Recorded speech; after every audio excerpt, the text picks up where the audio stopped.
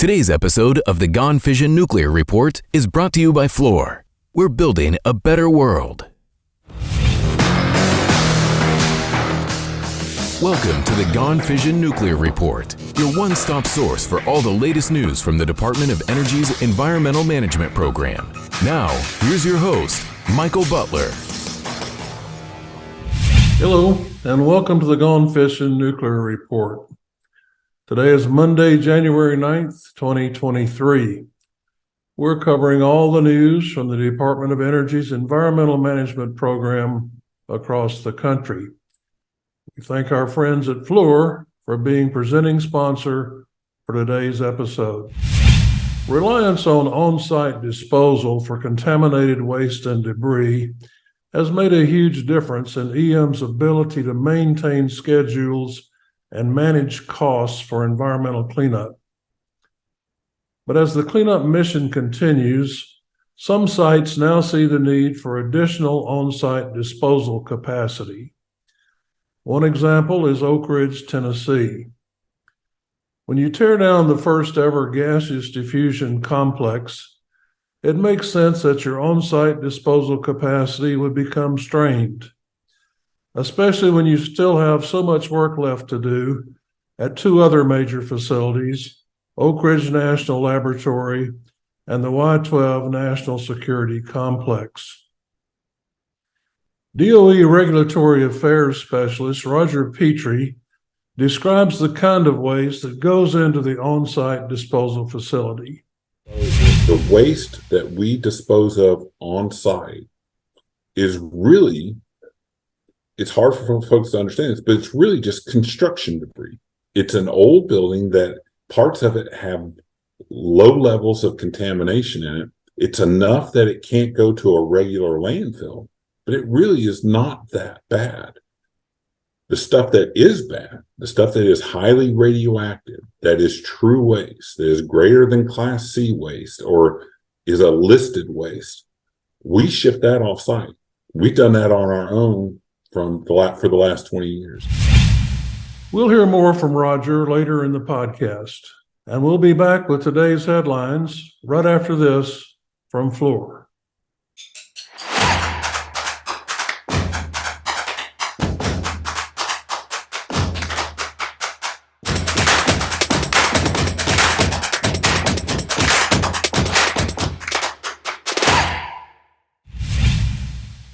The EM workforce at West Valley in New York has completed significant work over the past 2 decades to prepare the main plant processing building for demolition.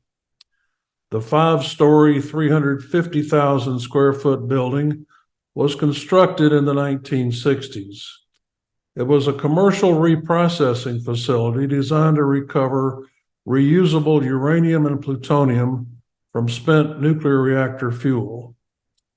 Removal and disposal of the main plant is the contractor's remaining primary task at the West Valley site. Demo work began in September, achieving an EM 2022 priority. The project is expected to take more than 30 months to complete. Here's more. The Department of Energy began deconstruction of the main plant process building in 2022. It is one of the last remaining major facilities at the West Valley Demonstration Project, and the successful demolition of this facility will further reduce environmental risks and position the site for the next phase in cleanup. Significant work has been done over the past 2 decades to prepare the building for demolition. A large excavator with a shear or hydraulic hammer attachment will be used to deconstruct the building in a deliberately planned and sequenced manner, while integrating robust work controls based on best practices and lessons learned. Planned demolition will be accomplished in a stepwise fashion from top to bottom, focused on one area at a time, while turbo misters will provide water for dust control. An excavator with a thumb and bucket attachment will be used to safely load demolition debris into waste containers, which will be shipped off-site for disposal. Waste loadout with water dust suppression will help control contamination at its source by keeping debris piles small as demolition proceeds.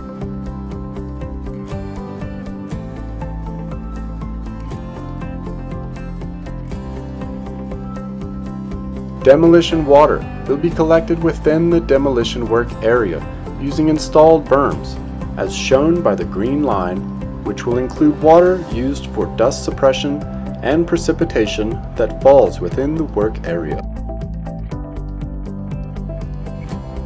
Demolition water will be collected, sampled, analyzed, and treated as process water prior to release through permitted discharge points or shipped off-site for treatment and disposal if water exceeds thresholds for hazardous waste or radiological constituents. The water management system is designed to collect, transfer, and contain applied water and precipitation from demolition and storm events.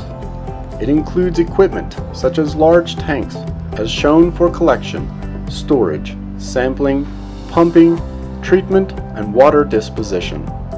The intent is to collect and properly manage all demolition water in accordance with federal and regulatory requirements to prevent an unintended release.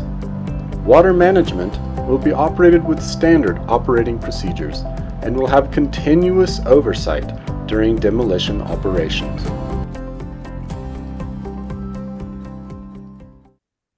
CH2M Hill BWXT West Valley LLC is EM's environmental contractor for this project. A nuclear engineering student has been crowned Miss America 2023. Grace Stanke, representing the state of Wisconsin, beat out 50 other contestants for the title last month. She impressed the judges with her answers as well as her violin playing in the talent round. The 20-year-old is pursuing a nuclear engineering degree at the University of Wisconsin. She calls herself a nuclear nerd and says she has made it her goal to break down the misconceptions concerning nuclear power. Congratulations, Grace, and thanks for being a smart, articulate advocate for nuclear energy. I'm sure there's a good job waiting for you in environmental management. Right, Ike? Grace will be our guest in a future episode of the Gone Fission Nuclear Report later this month. And finally, here's a story that caught our attention as the year ended, one you probably heard about. As 2022 closed out, Secretary of Energy Jennifer Granholm made an extraordinary announcement. The Biden administration, she said, has reversed the 1954 decision that revoked J. Robert Oppenheimer's security clearance. The revocation, nearly 70 years ago, ultimately ended the famed atomic pioneer's career as a physicist. Oppenheimer was a central figure in creation of the atomic bomb, but later became the target of suspicion due to his association with progressive causes and his opposition to developing the hydrogen bomb. During the height of anti-communist hysteria in the 1950s, the Atomic Energy Commission launched an investigation that stripped Oppenheimer of his security clearance. The decision irreversibly damaged his career. But now, 7 decades later, Granholm said the 1954 investigation was flawed, biased, and unfair. The intervening decades, she said, have only affirmed Oppenheimer's loyalty and love of country. We'll be back with today's Spotlight interview right after this from Fluor.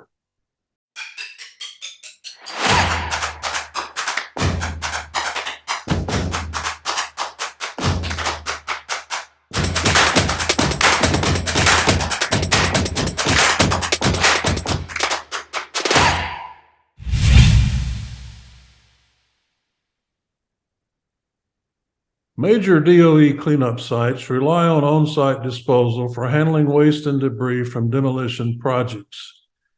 EM officials at Oak Ridge have reached an important milestone in preparing for a new on-site disposal facility. The new facility will accommodate contaminated waste and debris resulting from continued cleanup of the Oak Ridge Reservation. EM has signed a record of decision with EPA in the state of Tennessee. This allows EM's cleanup contractor, UCOR, to move forward with a final design and prepare for the start of construction. The new Environmental Management Disposal Facility, or EMDF, is viewed as essential to continued cleanup efforts at the Y-12 National Security Complex and Oak Ridge National Laboratory. The current on-site disposal is at 83% capacity. More capability will be needed to complete the Oak Ridge cleanup mission in the decades ahead. Here's more in this week's Spotlight interview. We're talking with Roger Petrie today. Roger is Regulatory Affairs Specialist for the Department of Energy's Oak Ridge Office of Environmental Management. Welcome to the podcast, Roger. Thank you, Mike. I appreciate being here today and the opportunity to talk to you about some of our projects. Well, excellent. We're very glad to have you. We're going to be talking about the new planned disposal facility for waste on the Oak Ridge Reservation. First, though, let's give our viewers and listeners a little context. Environmental cleanup generates thousands of tons of contaminated and hazardous waste. And I wonder if you can give us an idea of how much waste and debris has been generated in Oak Ridge during the cleanup efforts so far. And maybe help us understand how those figures relate to things that we know about. Give us some comparisons. We constructed our what we call our current on-site disposal facility, environmental management waste management facility, and it holds roughly 2.2. It will, when completed and filled, will hold 2.2 million cubic yards of waste. To give you an idea, that's about 20 to 30, I think, football fields deep. Like if you stack them 1 yard on top of another, it's pretty significant. It covers roughly 20 acres, the footprint of the waste, and it's about 70 feet deep. So that is the amount of waste that we have generated so far. Most of that came from the demolition of the old Oak Ridge gaseous diffusion plant, or what we call the East Tennessee Technology Park. That's the first gaseous diffusion plant that's been demolished in the world.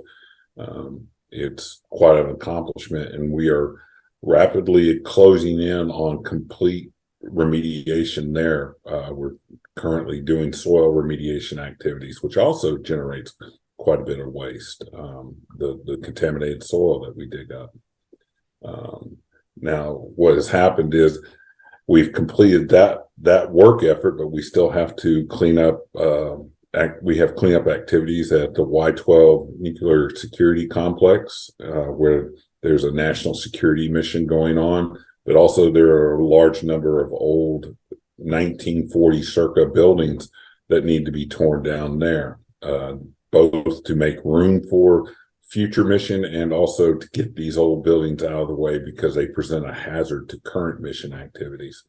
And then at the Oak Ridge National Lab, we have several cleanup activities going on over there for the same reason. We need to clear property so that they can expand their current mission needs. And also we need to get some hazards out of their way so that they don't endanger their current activities. Well, Oak Ridge and other DOE sites rely on on-site disposal facilities for disposing the bulk of the waste and debris from their cleanup operations. Why is the on-site option preferred? It's interesting you ask this. I was talking to somebody last night about this.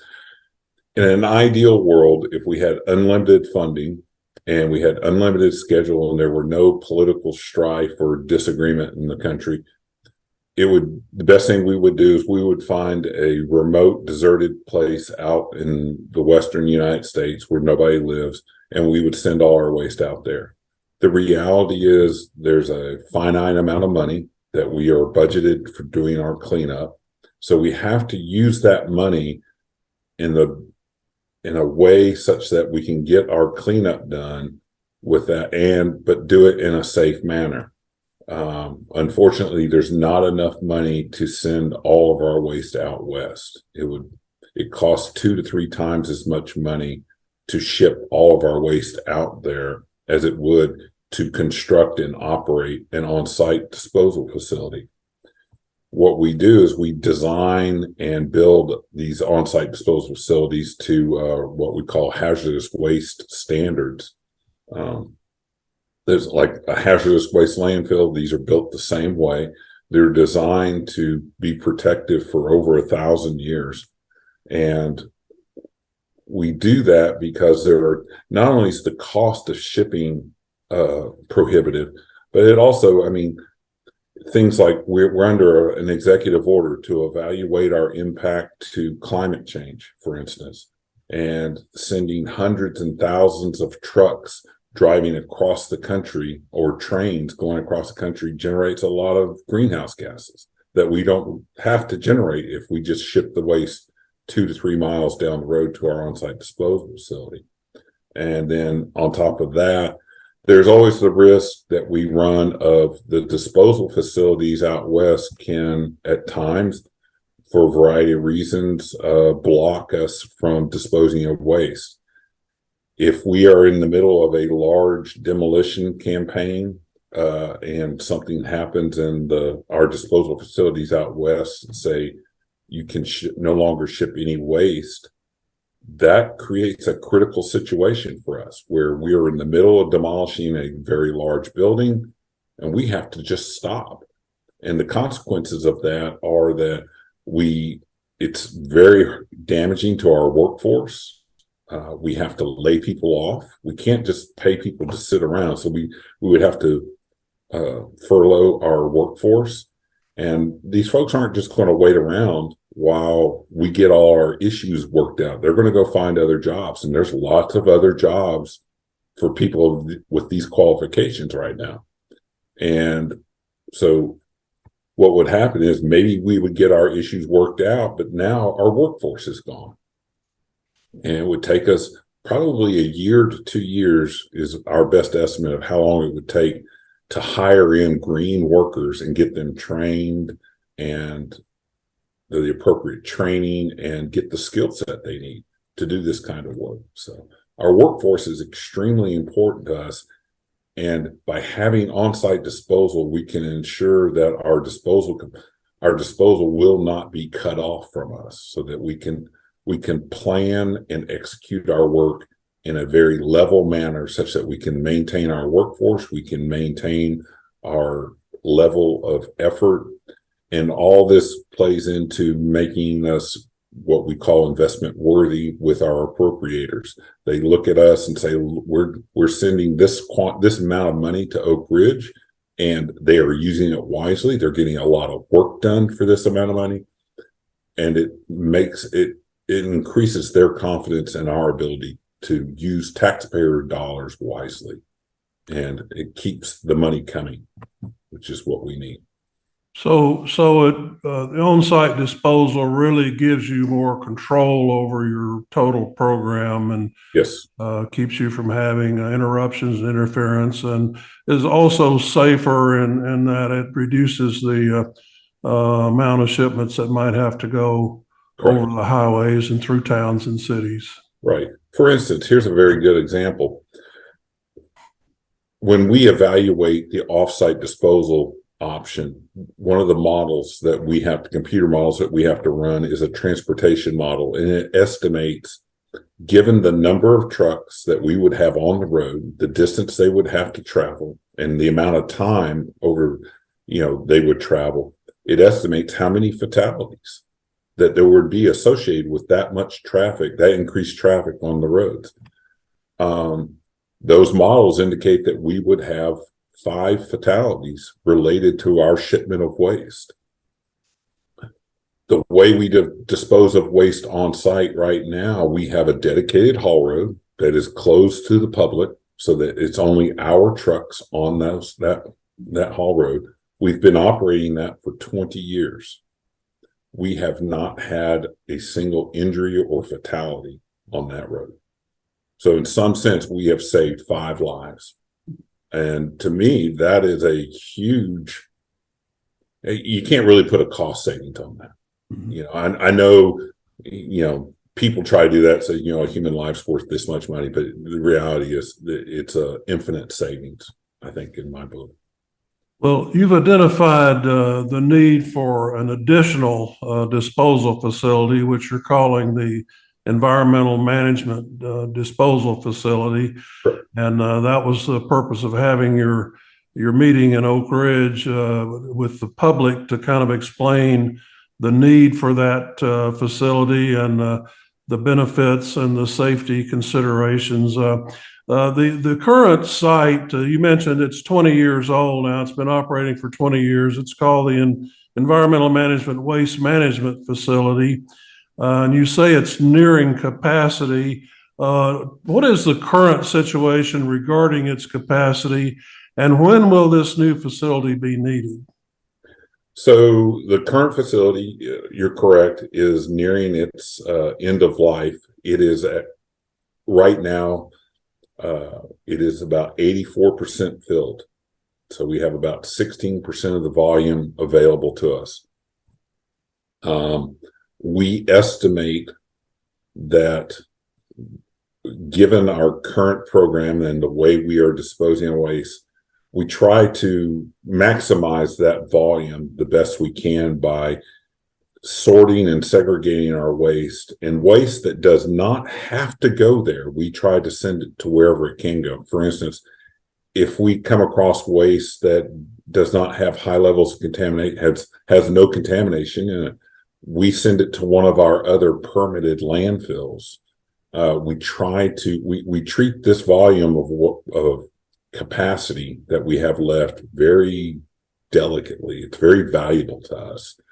And so we think, based on our estimates, that we can stretch the operational life of our current facility out for about another 4 to 5 years, possibly, being very careful about how we sequence our work and being very careful about where we send our waste. Our challenge right now is, if nothing else changes, if we continue to do the work exactly the way we are, and we don't accelerate we cannot find any other volume saving processes, and we cannot accelerate the construction of the new facility, our concern is we may be facing about a 9 to 10 month period when we will not have this type of capacity on site.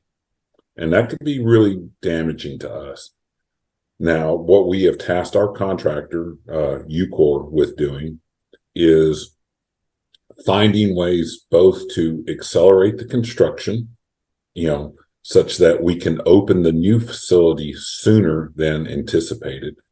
And then also in our cleanup activities, can we find efficiencies where we're not generating as much waste that needs to go to our current facility, so that we extend its life period, its lifespan.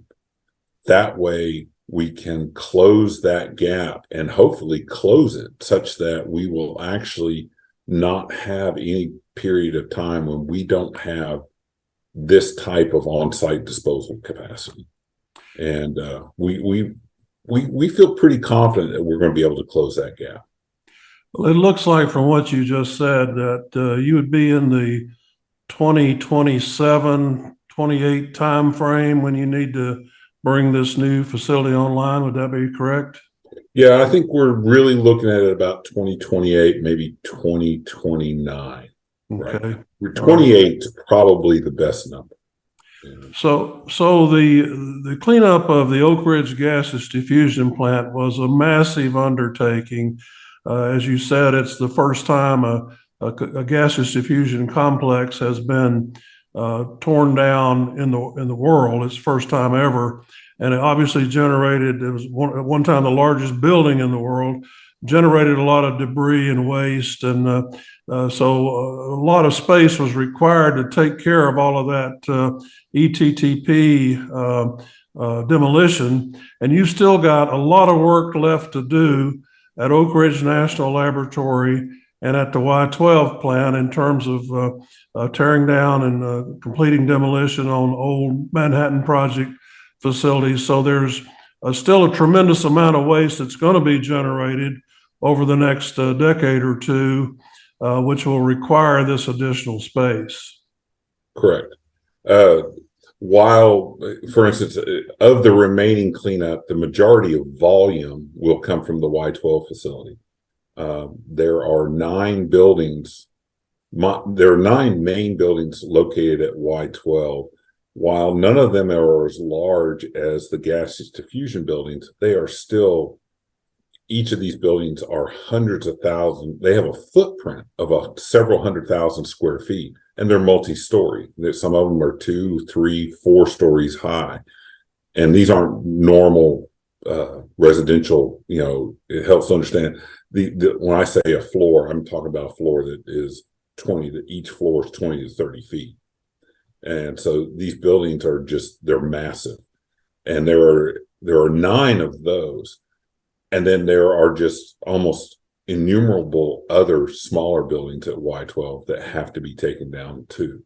Some of them are still currently in use, carrying out active mission at Y12. Y12 is they are currently under a construction campaign, building what's called the uranium processing facility. It will be the heart of the Y12 mission going forward, probably for at least another generation or two. But once that's finished, all of the old mission buildings, that most of which were built in the 40s and 50s, will have to be demolished also. We will probably be doing demolition work at Y12 for the next 10 to 15 years easily. But those buildings will probably generate, just the buildings themselves will probably generate somewhere in the neighborhood of 1 million cubic yards of debris that we have to dispose of. The majority of that will go to our new on-site disposal facility. At O&L, the volumes are not nearly as great, but the hazardous material is there's more of that. It's not that there's like I said, not the volumes isn't as much, but we will be tearing down old reactor buildings. We just recently finished the first one, which was what we call the old bulk shielding reactor. We just finished tearing that down. We are now starting on the next one, which is the low intensity reactor out there that has been closed for a couple of decades. We're trying to get these buildings out of the way because they're old enough. They soon will be presenting a hazard to O&L's current mission buildings. They're supercomputers.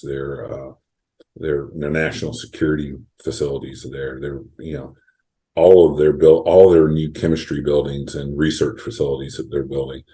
These don't need to be situated next to a 50-year-old building that has decay problems. So, well, there are over a dozen experimental reactors that have been built at O&L over the years, and I assume, except for the ones that are going to be kept for historical purposes, like the graphite reactor, most all of those will need demolition and cleanup. Is that right? That is correct. Right now, the only one that is slated for long-term preservation is the graphite reactor, which was the first production scale reactor ever built anywhere. And that is a National Historic Site. So that one, actually, we are currently making some upgrades to that to, ensure that it's in stable condition for the long term. There is one active reactor at O&L, it's the high flux isotope reactor they operate that for research and then also production of unique isotopes that may be needed for other research or medical needs. But beyond that, there are several old reactors that have been used for over time to do different kinds of research, things like that, that have been closed down. They've all been defueled. They don't have fuel in them anymore, but they still have, there's materials in them that are highly they have high activity radiation. You don't want to be standing next to these things. And as I mentioned, we just finished demolition of one, the bulk shielding reactor, but there's a one that's called the old molten salt research experiment reactor. There's a homogeneous reactor experiment reactor. There was a health physics research reactor. There was the low intensity reactor. There's the old Oak Ridge research reactor. There's a whole, like as you mentioned, there's a whole series of reactors that at one time, and it helps to understand these are not like the big, power generation reactors that you see that generate megawatts of power. These are some of these reactors, like the health physics reactor, smaller than the size of a Volkswagen. I mean, some of these were very small. They were used for very specific reasons, but they still we need to deal with them. They do present a hazard, if they're not kept if nobody's babysitting them, but it costs a lot of money to babysit these things over a long period of time. So the most effective thing to do is go in, decommission them, and then we will demolish them and take the waste to the appropriate disposal facility. Tell us where things stand right now relative to EMDF, the new planned disposal facility. What is the status relative to design, permitting, getting ready for construction? Give us an update on where things stand with the new facility.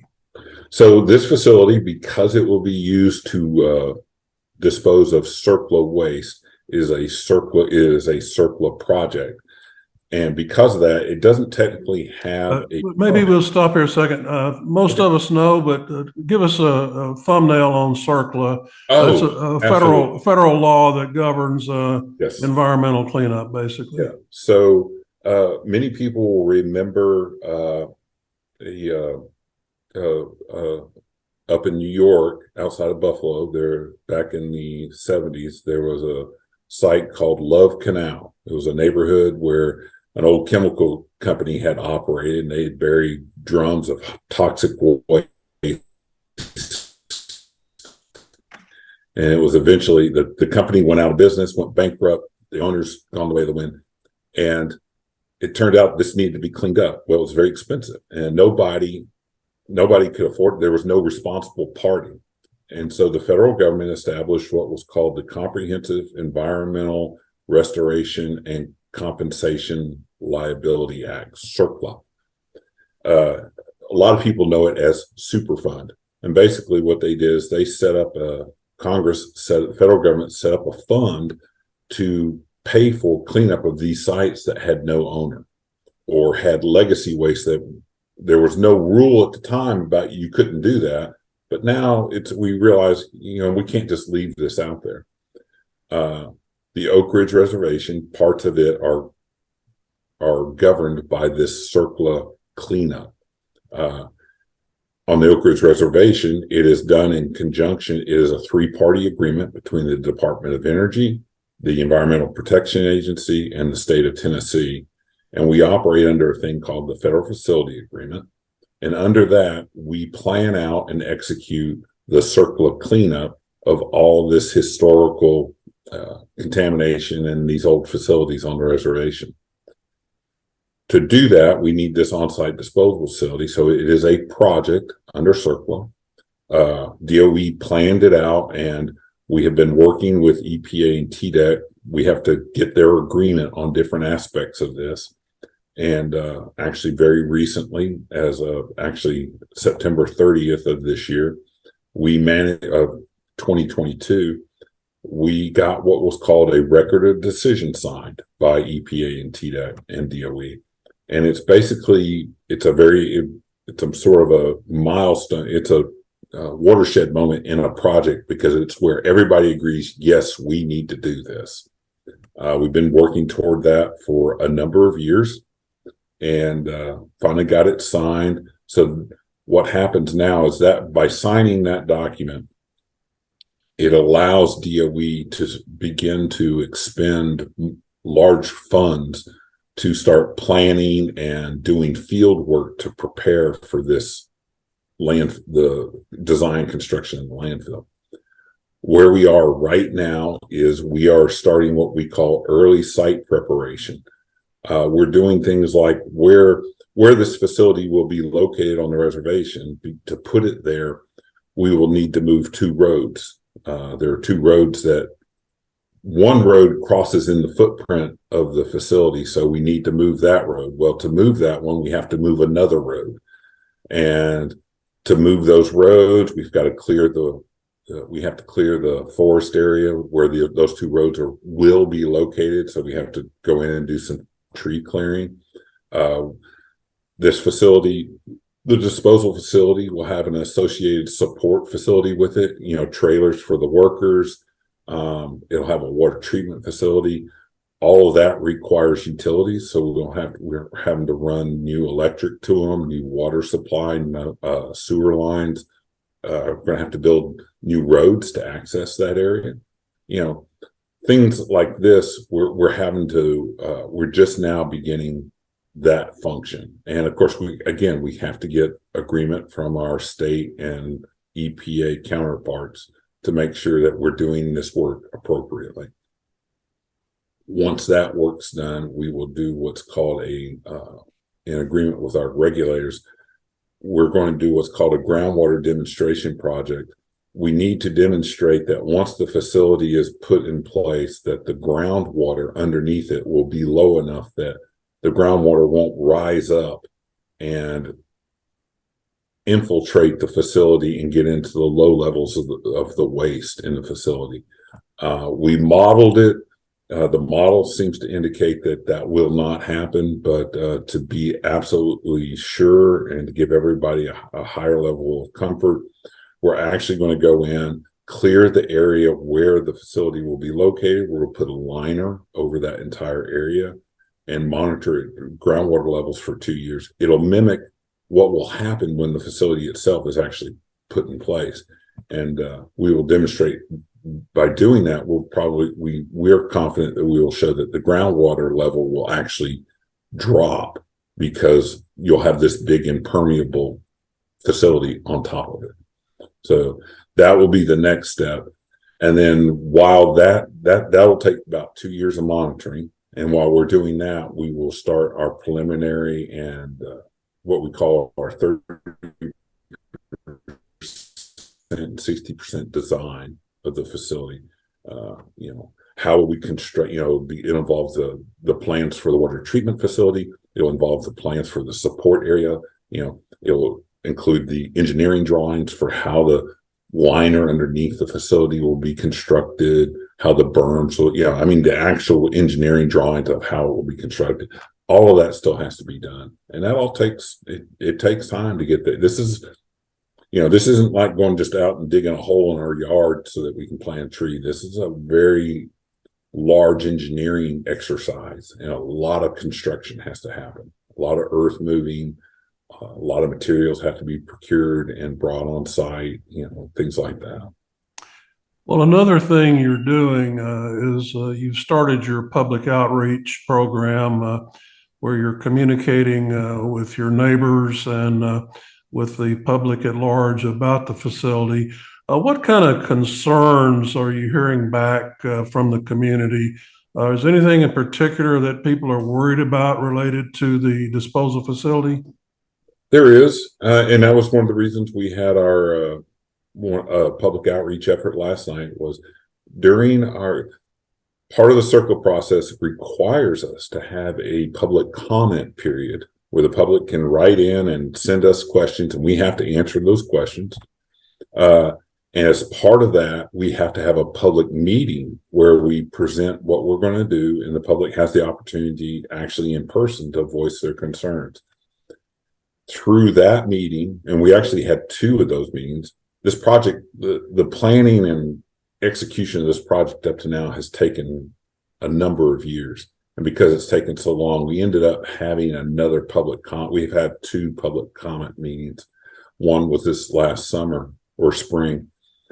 And one of the things that seemed to keep coming up was when you have a disposal facility, you have to establish what's called a waste acceptance criteria.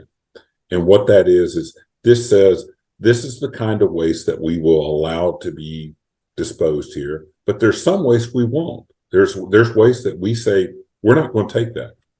Waste such as listed hazardous waste, mercury waste that is considered characteristic hazardous waste, true waste, which has it's a certain kind of radioactive waste. There's a waste called greater than class C, which is it's a high activity radioactive waste. We will not take that. There's a class of waste called spent nuclear fuel. We won't take that. We don't have to worry about that so much because we don't have that type of waste, but we went ahead and captured that in our documentation. We will not accept that. There's a type of waste that's called high level waste. It's a type of radioactive waste that is derived from reactor fuel. Again, we don't have that here, but just to be sure, we went ahead and said we're prohibited from disposing of that here on site. Things like that. Those are the kind of wastes that typically generate a huge amount of public controversy. But in addition to that, we will have a waste acceptance criteria that says there will only be a certain level of low-level waste, like certain level of uranium, certain level of cesium-137, which is a radioisotope, cesium or strontium-90 and cobalt-60, which are also radioactive isotopes. We will only accept a certain amount of those in our facility. And we're working through that. But there was a lot of concern during the public comment period about people were asking us, well, how much? Where's your final waste acceptance criteria? Well, the way the process works is we can't develop that final waste acceptance criteria until we have the final design. And we can't have the final design until we had a signed record of decision. So I know it was frustrating for folks who showed up at this comment meeting saying, where's your final WAC? And our response was, we don't have one because we're not at that point in the process yet. Well, even after the meeting, we kept getting comments about that and about that groundwater demonstration project that we're going to do. We got a lot of questions about that. And those questions continued after the comment meeting. So we felt that it was necessary to really, we need the public to understand what we're doing. We need them to feel, they may not like it, but we need to make them at least feel comfortable that we are being safe. And so we decided that we were going to have additional public outreach to answer these questions and any others that come up. Last night's meeting, we got some new questions that we had not received before. So we know that we need to have another public outreach events to continue to keep the public informed about what's going on and where we are in this process. Well, thank you for that discussion on the waste acceptance criteria. That's where I was going next. I wanted to talk about the safety and security of the disposal facility, and the waste acceptance criteria is certainly part of that. These facilities, the existing one and I'm sure the new one, are described as being secure and highly regulated.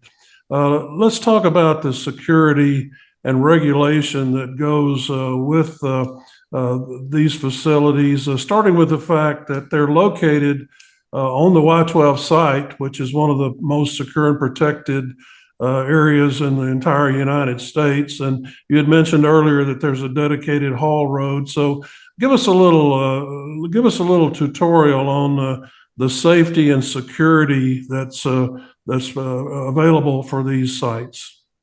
Okay. So on the Oak Ridge Reservation, which is about 32,000 acres, there's an area called Bear Creek Valley. And the Y12 complex is located at one end of Bear Creek Valley. Right next to it is, and as you mentioned, because of Y12's mission, what they do, they manufacture and maintain part of our nuclear triad force. Because of that, they have a very significant security presence. Our current facility is located probably less than just a little over a mile to a mile and a half down the valley from them, and it is considered to be within their security footprint. So, it always will be. As far as we know at this point in time, Y12 will continue to exist and carry out its mission for the foreseeable future. And so they will continue to have a security force there that will be, while they don't individually guard our facility, we are covered under their umbrella, so to speak. They make sure that the public is not allowed into the area of Bear Creek Valley. The new facility while it will be located a little further down the valley, will still be within that security footprint. So they will always be, from a security standpoint, there will always be people there to monitor access, that we don't have unauthorized access to these facilities even after they're closed. And then in addition to that, the security force is trained to identify abnormal conditions, so that when they're out doing their patrols and they see something that looks out of the ordinary, for instance, if they see at a burial ground, if they see subsidence where like the top of the burial ground seems to be sinking, they'll make a note of that, and the appropriate people will be notified, and then they'll go out and look at it and determine whether or not there's an issue that it needs to be addressed. Sometimes it does. And so these facilities, even after they're closed, will continue to be monitored by the federal government and DOE to make sure that the remedy, so to speak, stays in place and is operating correctly. So that covers the security part, and then the regulatory. From the regulatory perspective, these facilities, there are a lot of different kinds of landfills. The ones that most people are familiar with are the sanitary landfills. The garbage that comes in, your kitchen garbage. You put it out, they come by, pick it up, and they haul it off to a sanitary landfill. There are a set of regulations that guide how those facilities are constructed. Then beyond that, there are what we call hazardous waste landfills. These are landfills that the waste that goes into them, we need to be even more confident that nothing is ever going to get out of that landfill. Those landfills have much stricter standards of how the liner underneath the facility will be constructed. It has to be much thicker. It has to be much more impenetrable to water leaching through it. And the final design have a cap that goes over it that is also much sturdier, has a much higher, it's much more robust. There's much less chance of water infiltrating through it. And we have to be much more sure that cap will last much longer. And that's because of the nature of the waste. These landfills, while they are not technically hazardous waste landfills, as I mentioned earlier, under the waste acceptance criteria, we will not be putting what is considered hazardous waste in here. Some of the contamination that we will be putting in there, we need to make absolutely sure that it's not going to be migrating out of this facility. So we are designing these facilities to meet the requirements of a hazardous waste landfill, even though we're not going to put hazardous waste in there. And We work with our counterparts at the state, the Tennessee Department of Environment and Conservation, and our counterparts at the Environmental Protection Agency, who are, as I said earlier, are our partners in the federal facility agreement. We work with them to make sure that these facilities will be designed and operated to those standards. Okay, even with these on-site disposal facilities, you still have to ship some waste off-site, even though it's a smaller quantity. Why is some off-site shipment necessary? And can you talk about whether it's true that most of the radioactivity associated with the Oak Ridge demolition waste is part of what goes off-site, that really what you keep on-site has less radioactivity than what you ship to another location? Yes. So we've looked at what we have disposed of on site, our disposal history over the last 20 years with our current facility. And based on that, the volume of waste that we have generated, the overall volume, roughly 95%, over 95% of the volume of waste has remained on site. 5% has been shipped off site. That 5%, though, represents almost over 99% of the total that 99% represents God crap. That's okay. That 95%, that last 5% volume represents 99% of the total radioactivity that we have disposed. And the reason is the stuff that we dispose, the waste that we dispose of on site is really, it's hard for folks to understand this, but it's really just construction debris.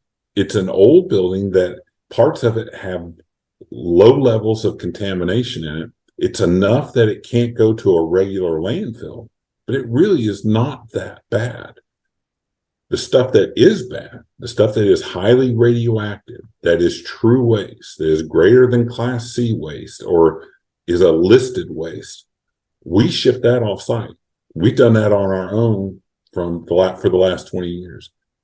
And the reason is, if we were to want to dispose of that on site, we would have to construct and operate our facility in such a strict manner that it really would not be the most efficient and economical method for us to dispose of that waste.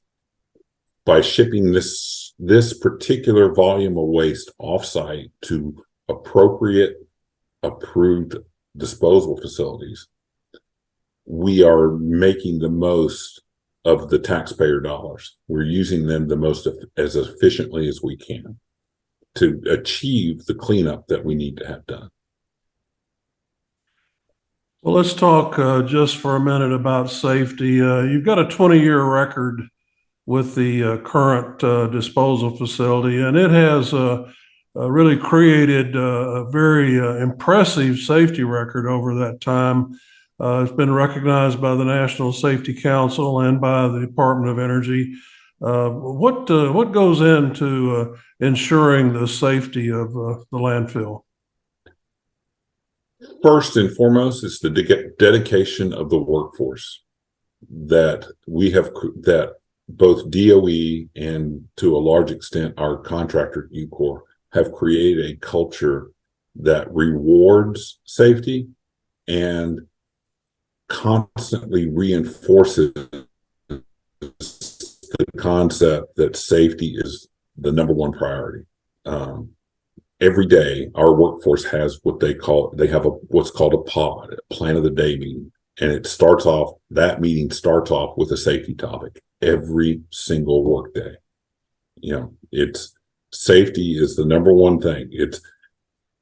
The saying is, we want everybody to go home the same way they came to work that day. It is, and the reason is, obviously, you don't want anybody to be injured at your work site. I mean, it's just, you don't. The last thing you want to do, especially if you're a supervisor, is have to go to somebody's spouse or family and explain to them why that person's not coming home that day. That's not acceptable. Nobody wants to do that. It's not fair to the families. It's not fair to the workers. It's not fair to anybody. So first and foremost, we want the workforce to be safe. And by constructing this culture that reinforces that and operating that way for 20 years, we have a workforce that now it's almost second nature to them.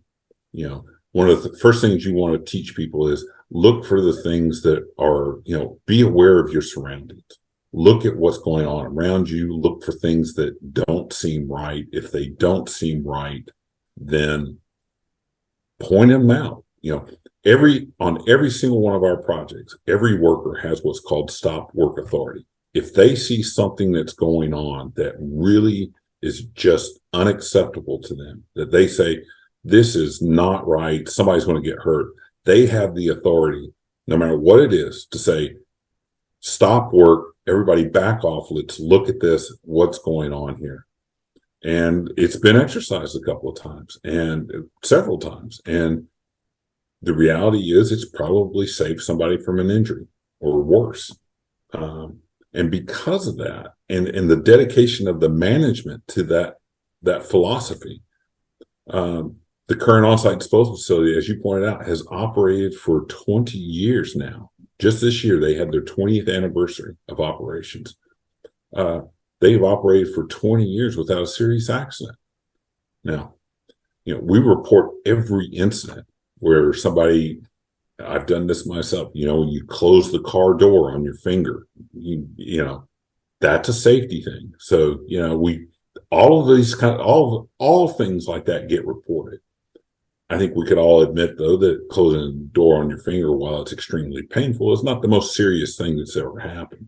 So those get reported, but we have had no serious accidents, life-threatening accidents at the facility. So Roger, I would say it's mostly workforce on that one. Good.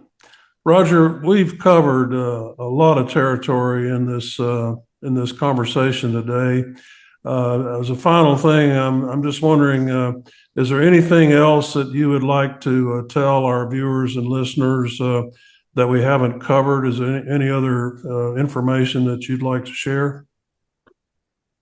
I think one thing and this goes to our public outreach, is that we want to hear from folks. If people have concerns, one of the most difficult things that we have to deal with is answering the rumor mill, so to speak, addressing bad information that is spread. For a variety of reasons, I know that there are individuals who object to the idea of having a disposal facility such as this in their backyard. It happens everywhere. There are people out west who don't like, and you can't get away. Nobody really wants this in their backyard. And I understand that. But there are some folks who go to extremes to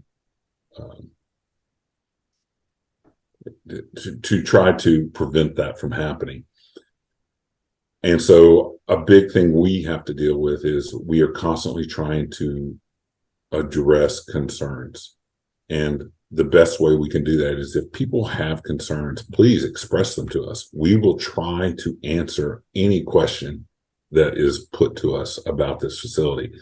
And we feel confident that once people are armed with the correct information, that they will see that these facilities are safe, that they will be operated in a safe manner. Not only safety for the workers, but it will be safe for the community. Because of the nature of the reservation where this facility will be located, a lot of people can't just drive up to it and look at it. So we have to show a lot of aerial photographs and things like that to show where it is in relation to neighborhoods in the Oak Ridge area. And once people see where this is, a lot of them feel much more comfortable. It's like, oh, this is not literally in my backyard. This is a safe distance away from where I live. And when they realize how many of these, we don't have just one landfill. We have four active landfills on the reservation. Most people don't know that. When they find out that we've been operating those landfills for decades that way, they start to feel a little more confident that, okay, they've been doing this for decades and nothing has ever gone wrong. Then they feel more comfortable. It's like I said earlier, it is a matter of getting people armed with the correct facts. And once they are, they tend to see that this is not a horrible activity that is going on. It is a safe and efficient way of removing a large risk out of the environment. These old buildings, all this contamination that is uncontrolled out on the reservation, and putting it into an area where it will be managed. It will be put into a facility that will prevent it from migrating to other areas. And it is much easier to watch one point than it is to watch 1,000 points.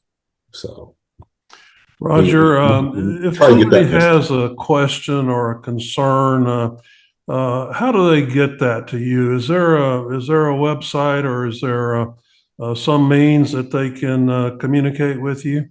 There's several. There's our contractor, Ucore, actually has a website. They have a page on their website completely dedicated to EMDF, and it has an email there that they can click on to generate, and they can send a question to Ucore that way.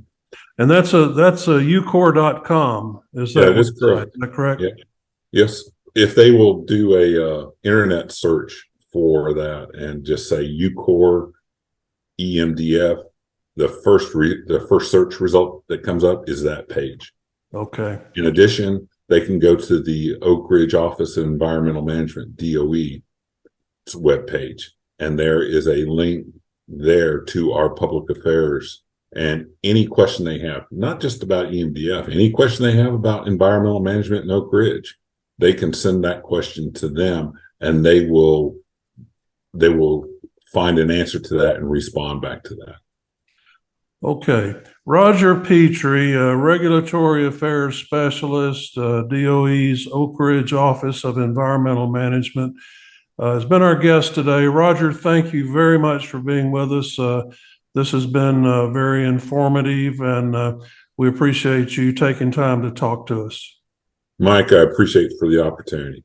And again, if anybody has any questions at all, please reach out to us. Thank you. Thank you very much. Today's episode of the Gone Fission Nuclear Report is brought to you by Fluor. We're building a better world.